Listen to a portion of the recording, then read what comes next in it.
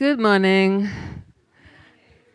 How are you this morning? This rainy. I know. Sorry. Did you have to track through the mud to get here? Okay. Well, you'll be here for about an hour and a half, so your shoes will dry up. My name is Meira Blaustein. I'm the co-founder and executive director of the Woodstock Film Festival, now in its 24th year, and it's so great to be here at the beautiful White Feather Farm. If you didn't get a chance to do that when you came in, on your way out, just stroll a little bit, see what a great organic farm White Feather Farm is. It really is a treasure of the Hudson Valley. So enjoy it. And we're very lucky because we hold all of our panels in this incredible room. So thank you, White Feather Farm. Thank you, Sarah Johnson, for hosting the Woodstock Film Festival in your midst.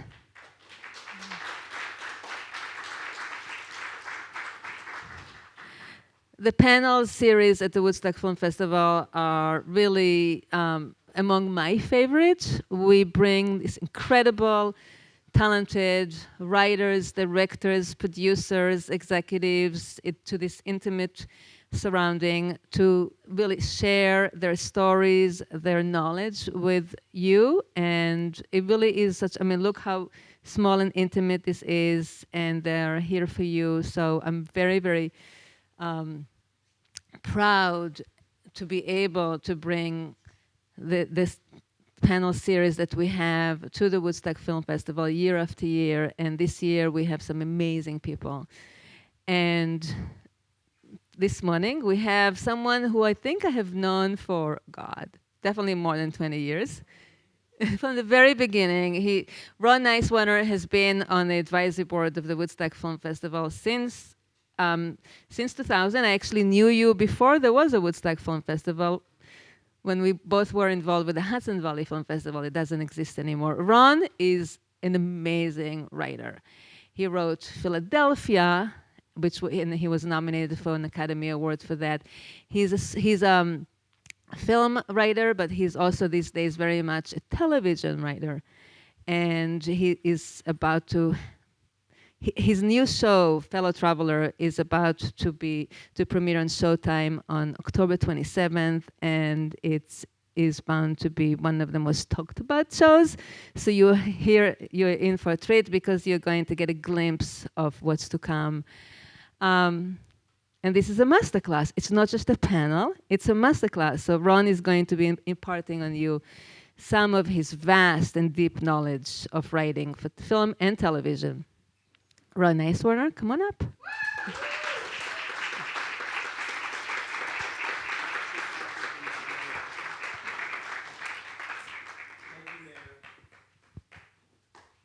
everybody.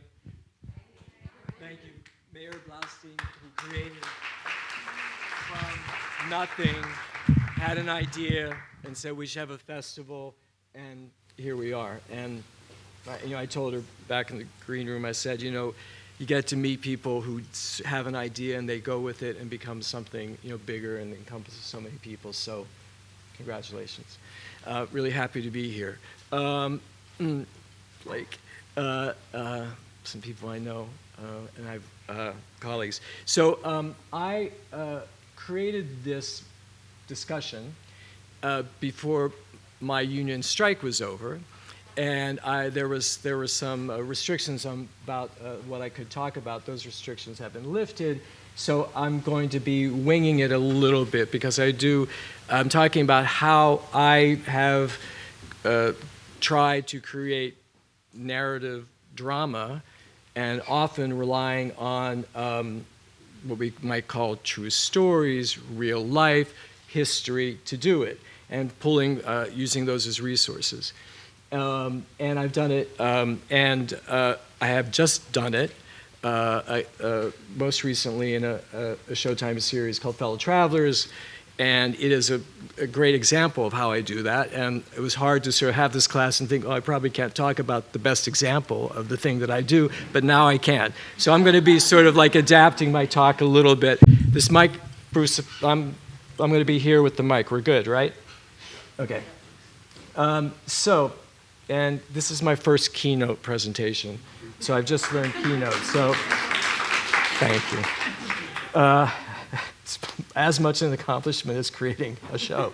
All right, so this, what I care about is good story. So I don't get motivated, except maybe with one exception, from like an issue that I want to grapple with. If there's something comes along, like hits me, and it's a good story. So, as I said, I've turned to true stories. Actually, and I have done some nonfiction. Actually, one of my nonfiction documentaries that I'm proud to be executive producer of is Lone Wolves, which was on MSNBC last year, and Blake Seff, the director, creator of that, is sitting right here. Hey, Blake. So I have done things from Philadelphia, movie you may have heard of, that inspired by true events. So these are sort of the different sort of ways that we can use history and make it and turn it into a story. Soldier's Girl was a Showtime movie I did in 2003. So what's the difference between inspired by true events and a true story?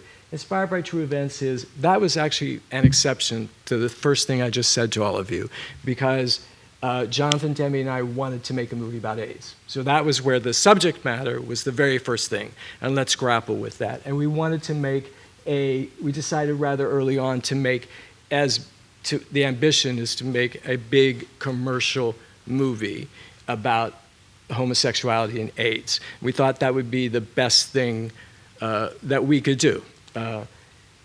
So that is sort of taking something that's out there in the world, and it was also deeply researched, but not using any real people's stories, not sort of saying, not having any kind of journalistic element to it. Just creating fictional characters to experience some things that, from our research, had happened to other people, but not having that obligation to sort of treat them as you would in a documentary. This is what this person really said, and we can't change that sort of thing. Soldier's Girl was different because that was a true story about a soldier who was murdered by his roommates.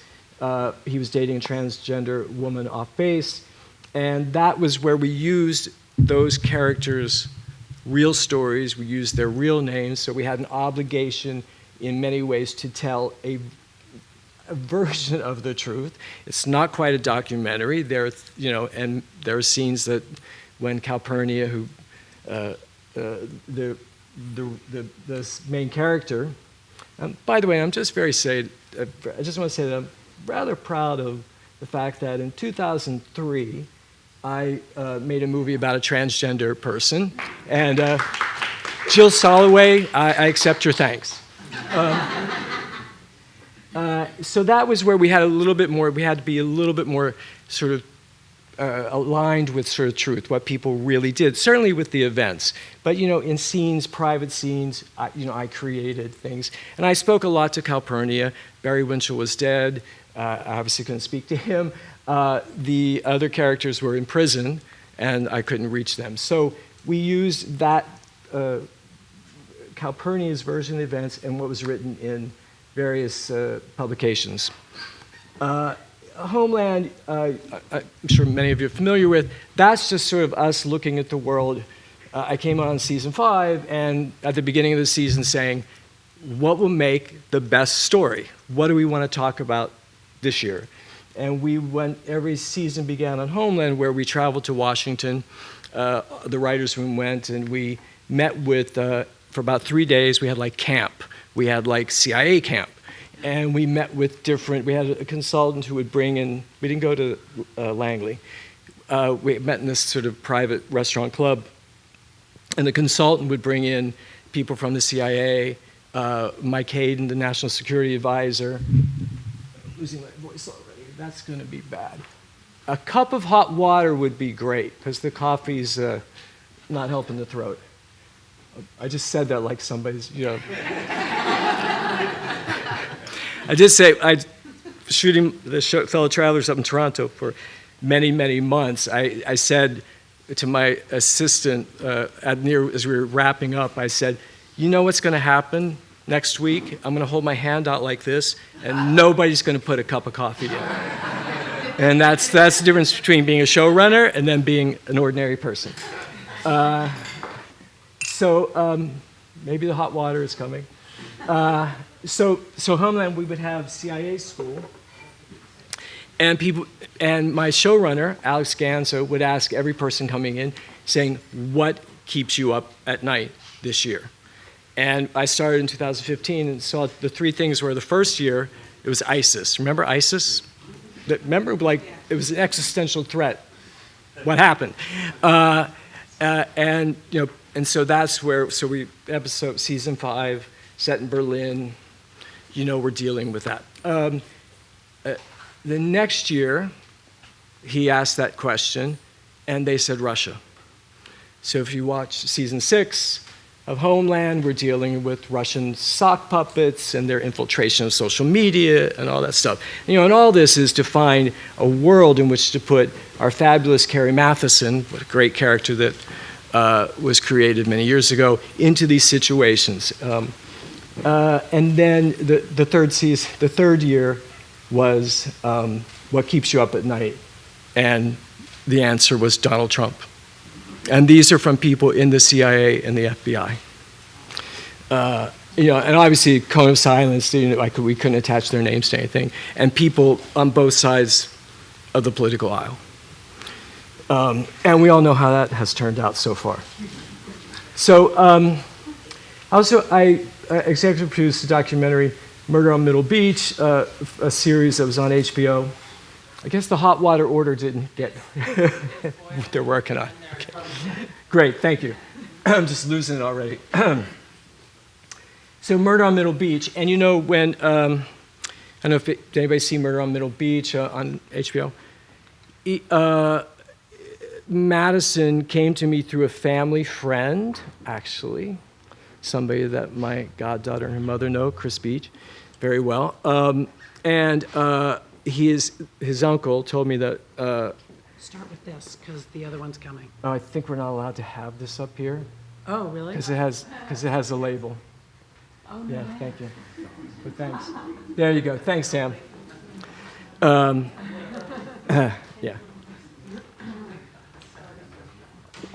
There you go. So Madison, my friend Chris said to me, my nephew is, his sister had been murdered a few years before we saw each other, and he said, my nephew is working on a documentary, and he's about to option it to a producer down in Austin, Texas. Would you give him legal advice? And so I said, have him call me. So Madison called me, I live in LA, and he called me, and I said, tell me, before I give you some advice about your option agreement, tell me about your documentary.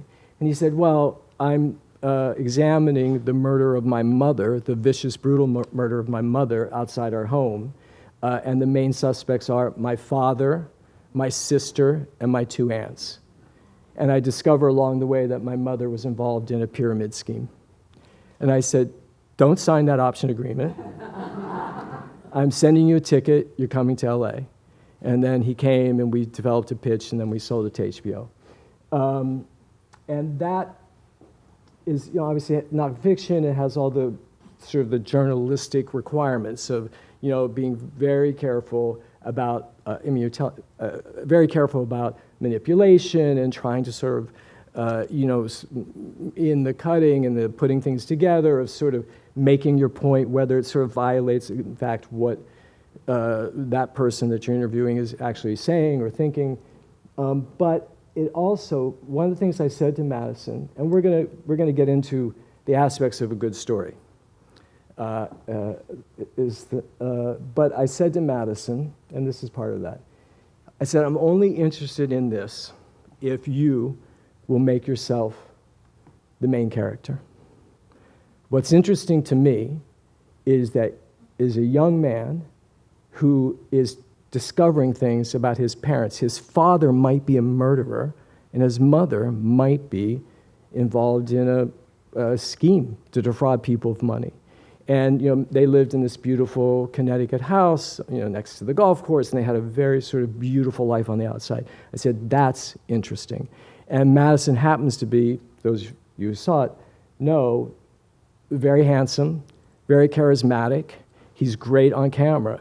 and he did not mind being the center of attention, and he's very good at it. And that, to me, that again, that's that. So we were able to stick to, and we're potentially suggesting that some people that he loved are murderers. So we had to be very, very careful about how we were putting that together. Very, very rigorous about, not impugning people incorrectly, but also at the core, to me, is this compelling main character. And then, and Lone Wolves, who's not up here, but the compelling main character is actually sitting right here, because Blake, and this was an exposure of the student loan crisis, and Blake was at the center of it. And he had his own student loan crisis that motivated. And that also, that sort of met my requirement. When I say requirement, I'm not forcing things on people, but it's a requirement for me to get involved in something. And because, Blake was making a very news-oriented documentary, but he was at the center of it, and is a rather charming guy, and a good journalist, I jumped on board. And then Fellow Travelers is historical fiction, and it's based on a novel by Thomas Mallon. The show goes far beyond Thomas Mallon's novel. Thomas Mallon's novel is from 1953 to 1957. When you see Fellow Travelers, I'm sure all of you will, I hope so, we take our characters through 4 decades, because I wanted to go further. So that is, and historical fiction is, and it's where fiction, to me, why it's different from inspired by true events, or Homeland, truth-based fiction, which I guess are the same thing. Historical fiction, so we have a group of 5 leading characters, and we take them through from 1953 to 1987, but they interact with history and they interact with historical figures. Roy Cohn and Joseph McCarthy are major characters in Fellow Travelers, and they're part, and there's a whole plot that centers on them. So it would be tricky. I would say it was easier for us to do that because the historical characters in Fellow Travelers are dead and kind of notorious. So you have less sort of worry about like, oh, are we going to get sued if we suggest this about someone or suggest this about them? But Joe McCarthy and Roy Cohn aren't going to sue us. Although Roy Cohn probably, if anyone could rise from the grave to destroy you, Roy would if he could. And I'll talk a little bit more about that. And Roy Cohn is actually a very intriguing figure to me. And I'll just say this right now, what was very important to me is not to make anybody a cartoon version of a human being. And that, because even though people are evil, they are human. And I think to sort of diminish people to stereotypes of villainy sort of actually lets us as human beings off the hook. Because we all have the potential, I think, to do bad things, not quite as bad as Roy did. He was a master at it. But so working with the Roy Cohn and McCarthy characters was, the rule that we had was, in Fellow Travelers is, everything that McCarthy and Cohn say in public, and we had various hearings, including the Army McCarthy hearings, the famous Army McCarthy hearings that are from 1954 that actually brought down McCarthy. Everything that they say in public, they said. Now, they may not have said it on that day. We may have, the hearings lasted for years. We condensed them, but they actually said it. What we do with those characters in their private scenes, we do, and that is we use imagination to do that. So, yeah, I guess I've been doing a lot of this stuff now that I look at that list. Any questions? Okay, I've stunned you. And just say, yeah, you can't even, obviously, you don't know what to say. Okay, so here's if we're going to talk about, what gets me into anything is it a good story, then I feel compelled to define it. And there's at this point for me, it's a gut thing, and you sort of know it. You just sort of go, like when Madison told me the story about I'm investigating the murder of my mother, et cetera, et cetera. You go like, yeah, yes, yeah, come, that your gut does that. Sometimes there's a little bit more exploration required, to sort of figure out, is there something there? Is there something that I can really work with? So I have developed something, and it's none of it is radically innovative, but we're going to talk about it, which is that I just try to quantify it. Like that gut thing that tells me that something is a good story. So what is it? So I have these 8 elements. It looks so official up there, of a good story. And the why is a good story is important is very simple. Because if I'm going to do something and venture on this, it's probably going to be a few years of my life. Fellow Travelers was 11 years in the making.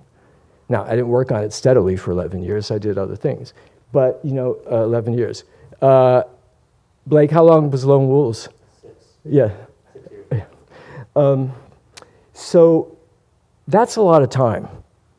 And I would hate to spend that time on something and say, actually it's not that great of a story. That would be kind of you would feel that you'd waste a lot of time. So that's why it's really important to me to really, really be careful and thoughtful about what I jump on board with. So we're going to get into those questions. And what we're going to do is we're going to proceed. I'm going to move through them, and then we're going to play a game. I love games. So it's kind of a game. And I'm going to show you something, and we're going to see if together we can identify these things that I'm talking about. So I'll get into each of these. This is the list, and I'll get into each of these a little bit more. But these are the first 4. Is the story expansive and concise? Does it have a worthy protagonist? Does it have a compelling conflict with high stakes? Does it have a central relationship? Does it take me into a world I want to spend 11 years in? Are there enough turning points? And that, that's going to be hard to cover quickly, but that's again something we'll talk a bit more about. Then I ask, I learned this from when I was a mentor up at the Sundance, my connection to the next 2 questions, especially my connection to it. When I was a mentor up at the Sundance Screenwriting Labs, and I would start the session by saying to people, writers, so the question is, why are you interested in this story? But the second question is, why should I be interested in it? Because what we do is, everything I do is for an audience. I'm not a poet. And poets, I think, write for audiences too.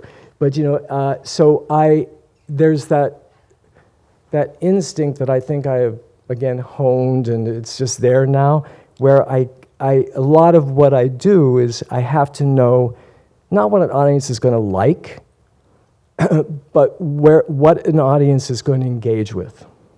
What part of a scene or a story where an audience go like, oh, that's interesting. And I actually felt it in the room when I said, Madison, blah, blah, blah, his mother was murdered, and the main suspects are blah, blah, blah, blah, blah. And I felt in the room people went, that thing. So that is, but also in the creation and scene by scene as you write, how does each scene engage the audience? How does it draw you in?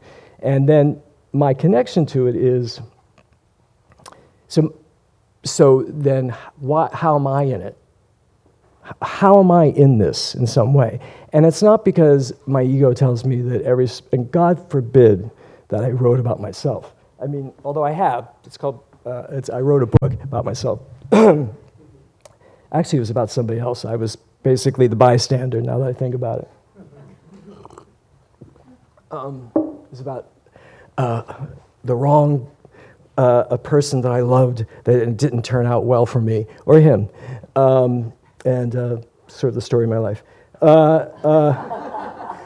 And I love it. But my connection is like that thing of that you can see yourself in it, and that brings an understanding to the material that you get to challenge yourself. Am I really like that? The two main characters in Fellow Travelers are named Hawk and Tim, and at one point, one of the DPs on the show, about 2 months into shooting, turned to me and said, "I think you're half Hawk and half Tim." And I go, that I didn't even realize. Tim I could see, but it's like, yeah. I said, "I think you're right." So that thing, somehow I had sort of intuitively put myself in it in a way.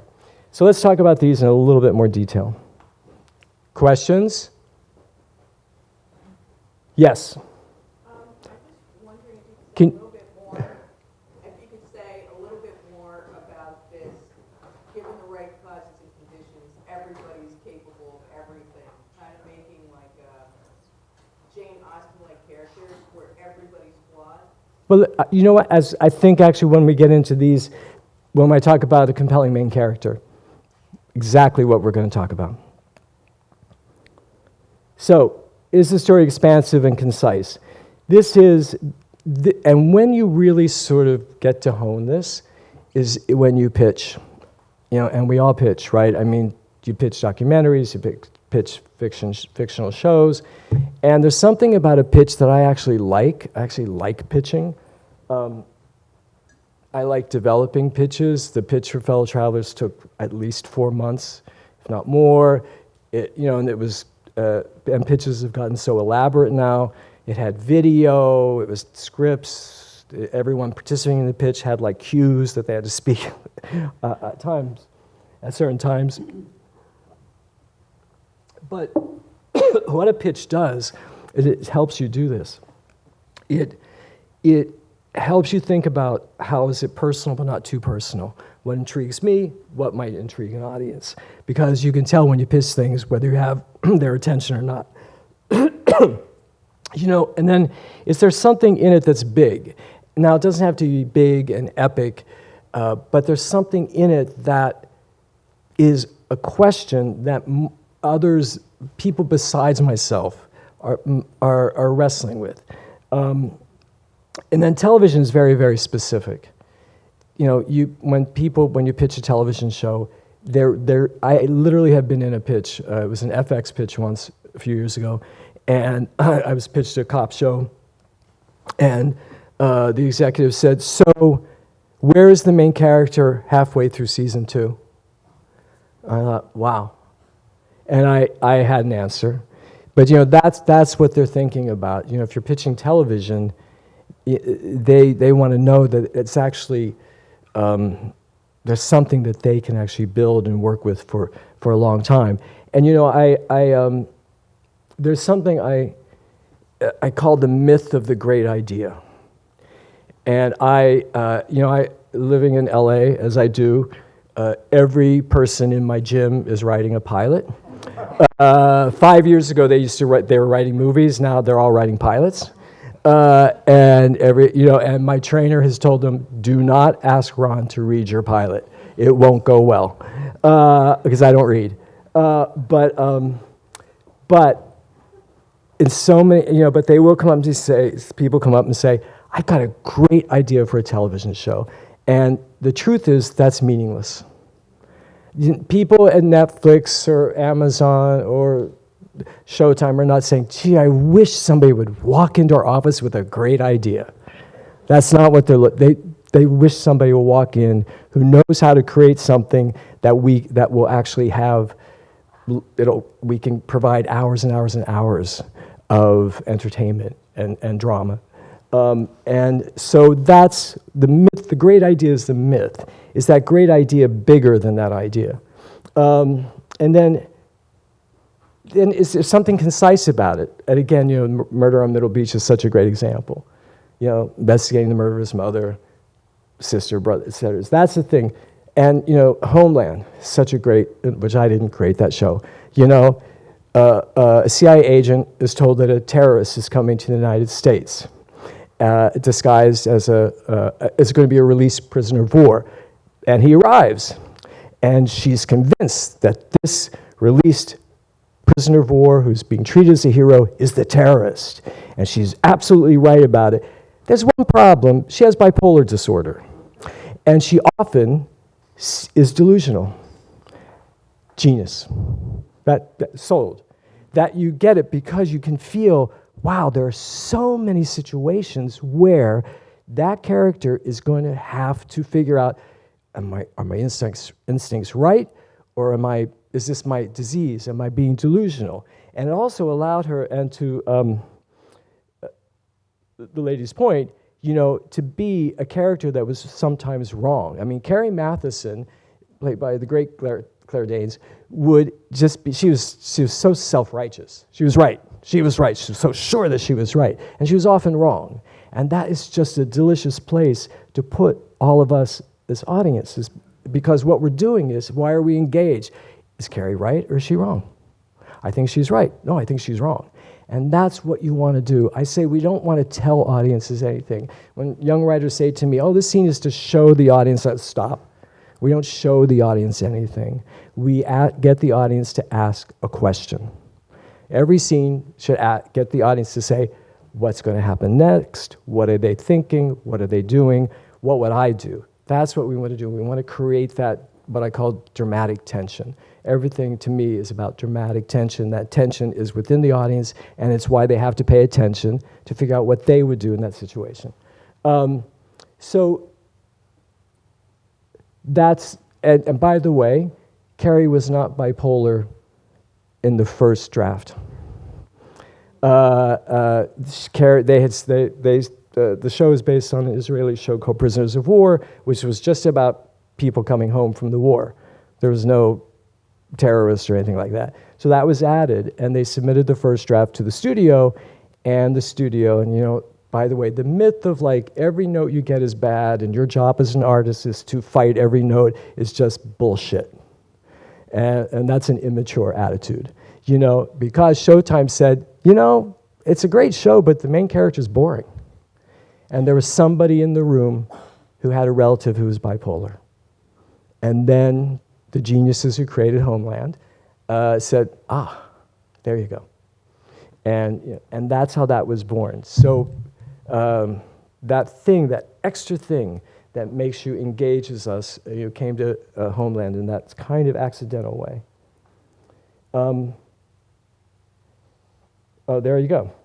I said, yeah, and it does have high stakes. And I says, imagine a bipolar florist.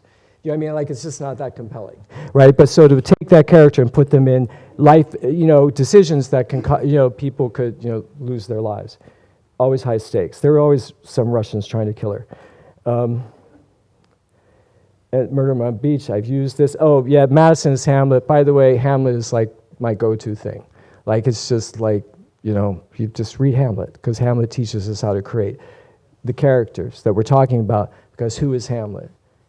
He doesn't know who he is. And I had a few rules on my writer's room with fellow travelers, that there were certain words that would not be spoken in the writer's room. And here's the list. Trauma, no. Trigger, no. Closure, no. Speak their truth, no.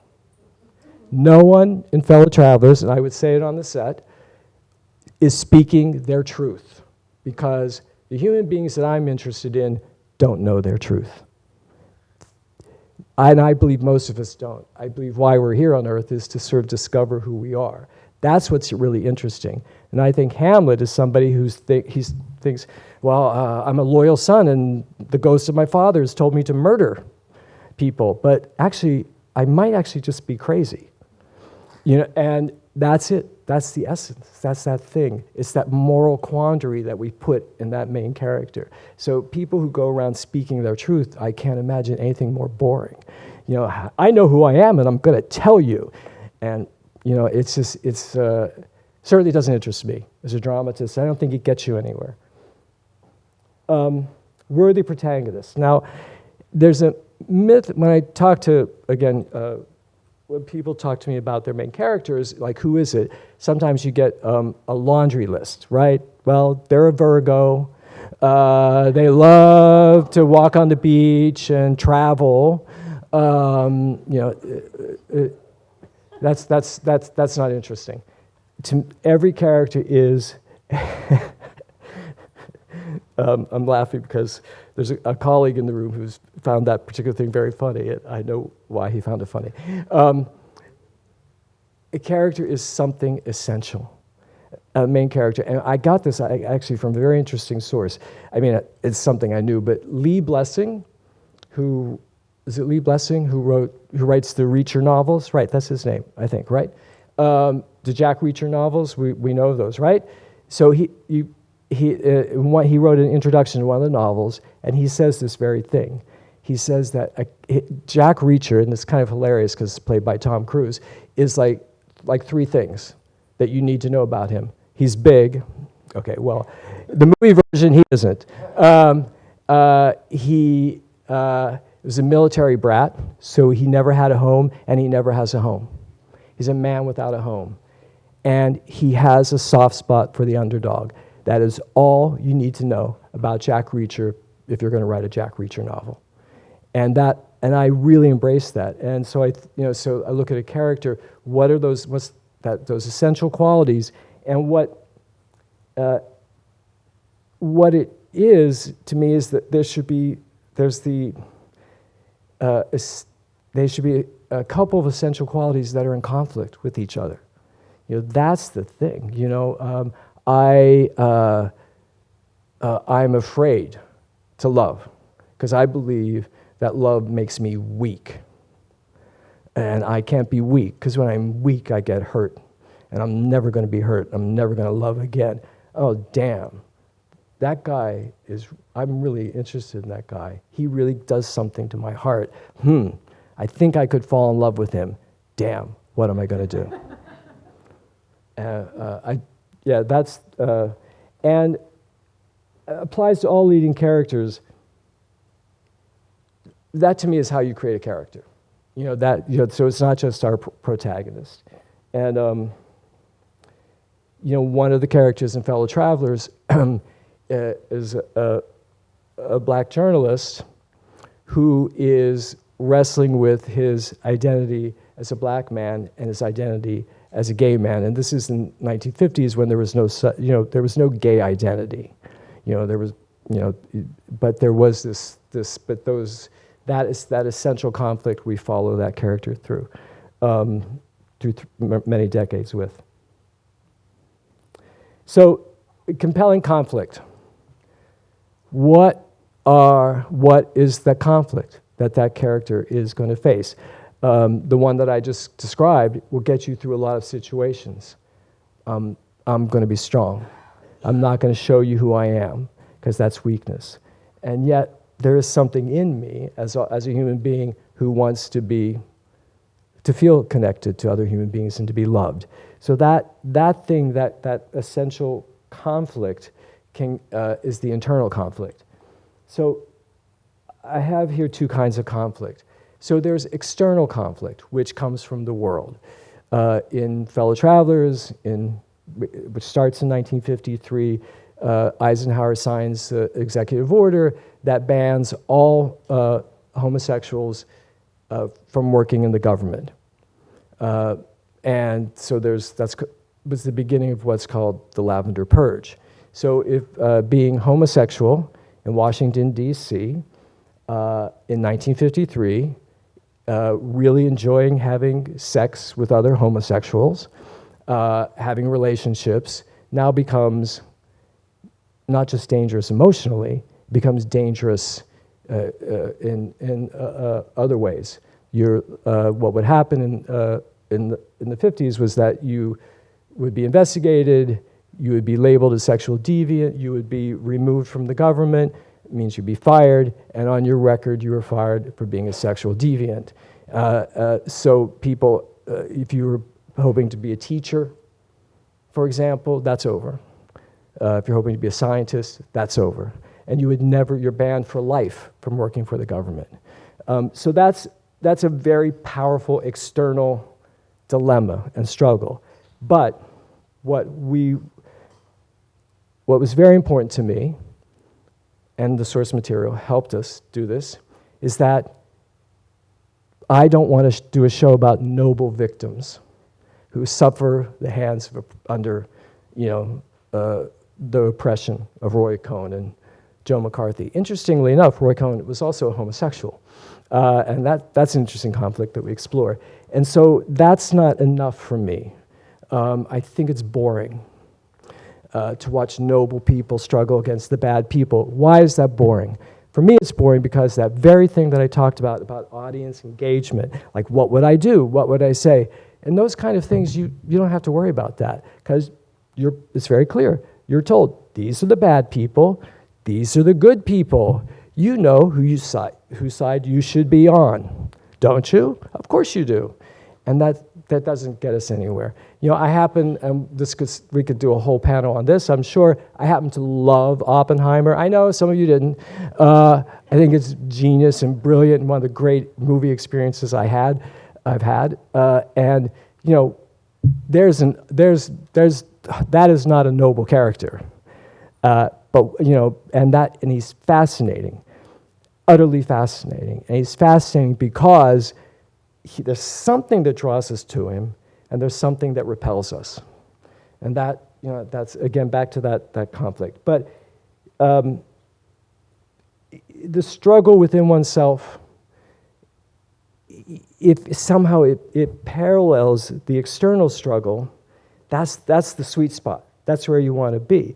So if the government has told you that homosexuality is bad, and inside you're thinking, you also have part of you thinks like, there's something about me that isn't quite sure about being this homosexual thing because it's getting me into trouble, and then the two struggles are in parallel. They feed each other, and that's the best kind of drama. And I labeled the exterior conflict where the noble victims are oppressed as melodrama. That is literally what melodrama is. But the really interesting drama is how we struggle with ourselves. That's really what's interesting. And if the external drama can elevate that and raise stakes to it, that's the sweet spot. Well, there you go. Now, is there a central relationship? So that I think most things, I think it was Sidney Pollack, the director, who said, who directed Out of Africa and The Way We Were and Tootsie. He said that all movies are love stories.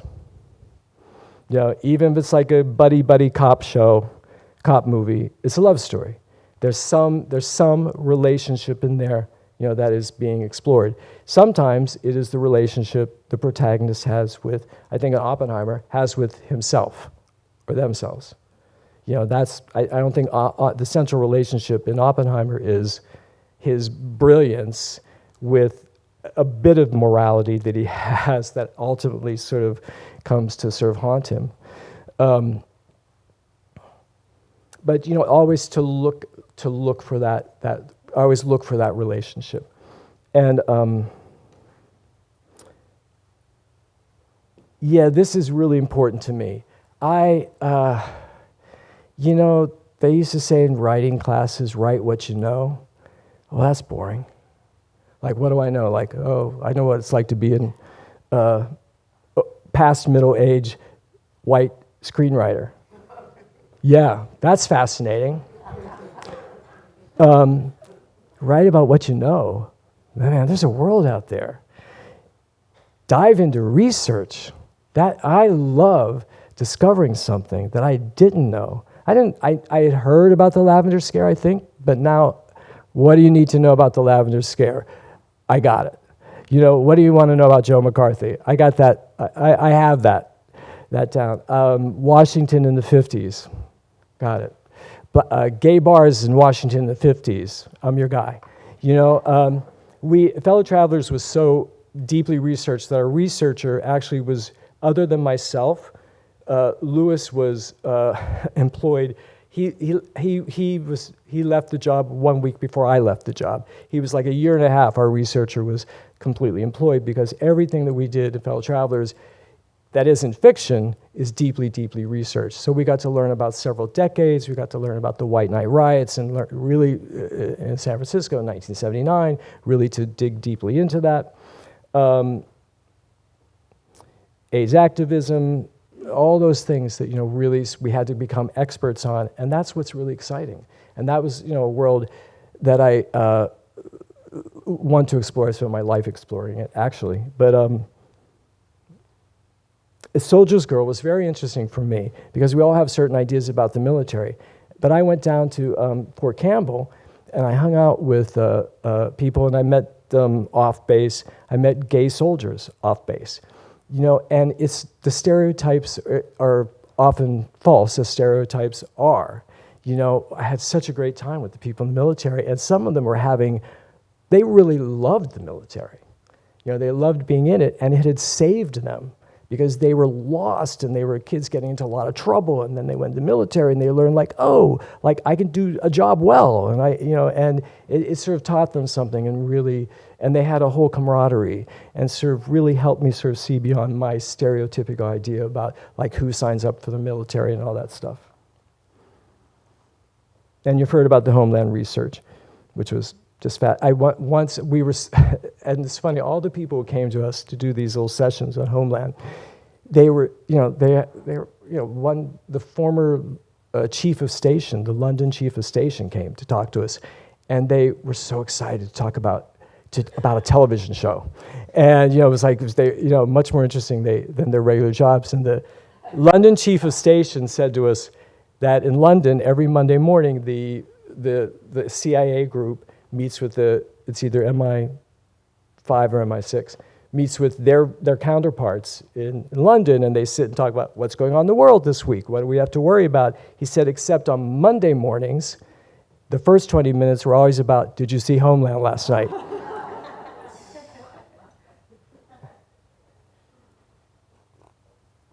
And I did once have to call the person who actually put together the Iran nuclear deal, Ambassador, can't remember, I think Jones.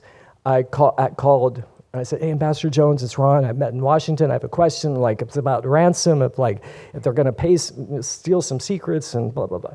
And she said, oh, Ron, call me Beth.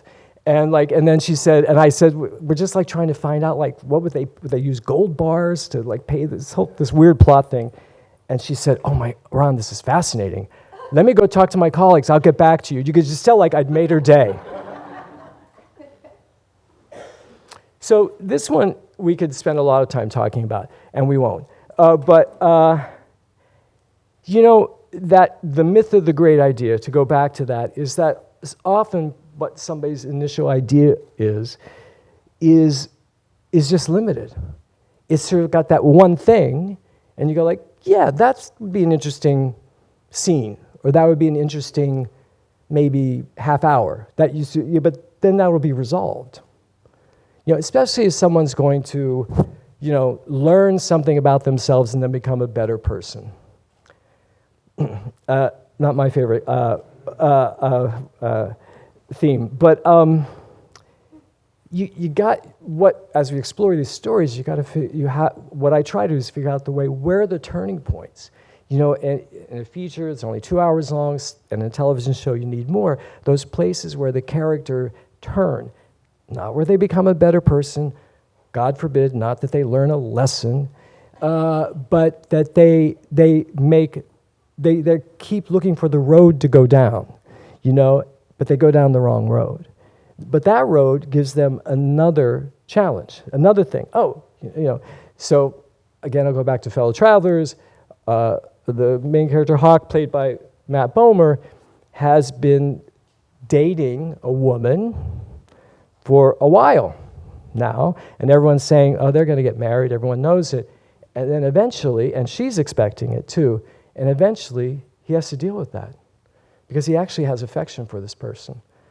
And there's a bit of what's in their relationship that is actually real. There's a friendship, there's an affection, and they're very well suited to each other, except he prefers to have sex with men, and he has been falling in love with a man.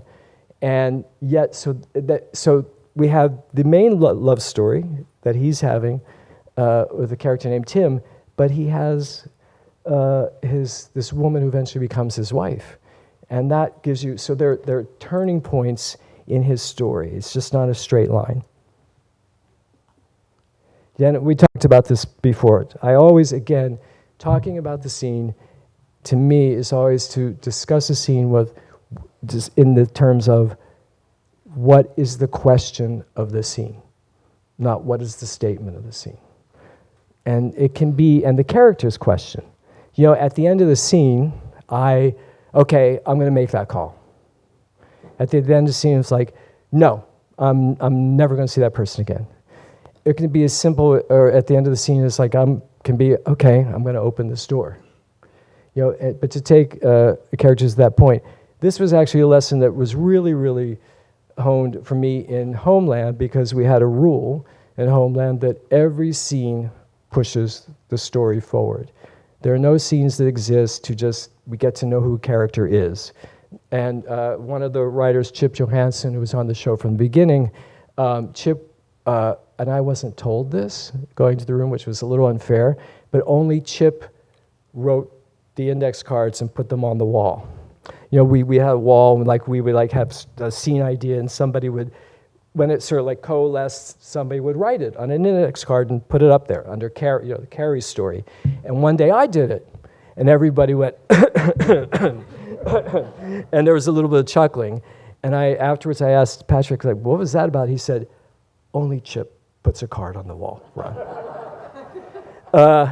And Chip would also get up, and he'd go, no, and throw it on the floor. And because it didn't move the story forward. And that kind of rigor that we had in Homeland, that's, and it was a lot of fun in Fellow Travelers to apply that to it has a political thriller element, but it has a love story and multiple love stories in it. And so to apply that kind of precision to a relationship story, where, it can be a very small thing, but where at the end, somebody tells a little bit of a lie. Or where one scene ends with the Matt Bomer character, Hawk, just reaching over and putting his hand on the woman who will become his wife someday, played by Allison Williams, on Lucy's hand, and you shudder because you go like, oh, okay, he's going the next step. He's going to take her down that road. Okay, it's to the Q&A? Okay, all right.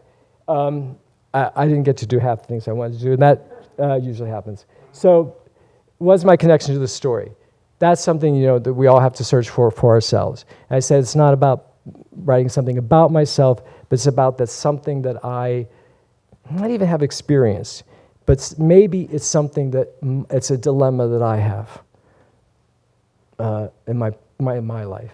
And there's something about it that that brings me to it.